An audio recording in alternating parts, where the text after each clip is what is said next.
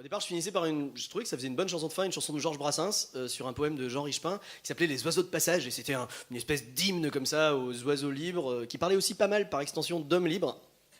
Et bon, comme on n'est plus trop habitué en ces périodes de sarcosite aiguë, j'ai changé la dernière chanson. J'ai remplacé Les oiseaux de passage, la liberté, tout ça, par une chanson de Vladimir Vysotsky. C'est un chanteur russe qui est mort, assez jeune, dans les vapeurs d'alcool, de tabac et de censure aussi, pas mal. Et la chanson dit: c'est les oiseaux, jamais les balles qu'on arrête en plein vol. Ça veut dire si on va se marrer.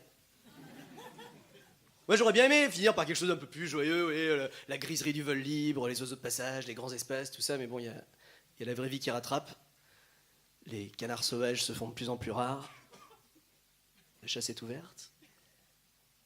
Et nos ministres ont l'arrogance du chasseur impuni, du braconnier qui pense qu'un oiseau qui tombe fera toujours moins de bruit que le coup de fusil qu'il abat. Un oiseau, oui, mais 10, mais 100 ou des milliers, parce que tout le monde est visé. La traque systématique de tout ce qui relève de la pensée, de l'éducation, de la solidarité, de la gratuité, en somme. Cette battue n'épargne personne.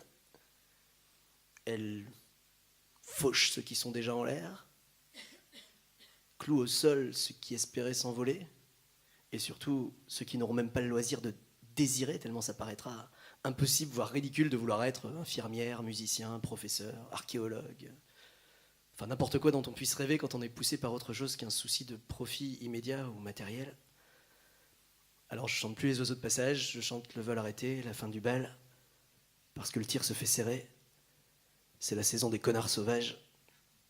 Même si on est encore quelques-uns à zigzaguer avant que la mitraille ne retombe en chape de plomb, quelques-uns à pas se résigner, à se dire que si on est moins nombreux, on n'a qu'à crier plus fort.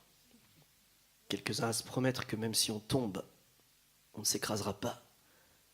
Quelques-uns à se jurer que notre dernière plume servira encore à dénoncer le tireur bien nourri, sûr de son impunité, content de son ignorance.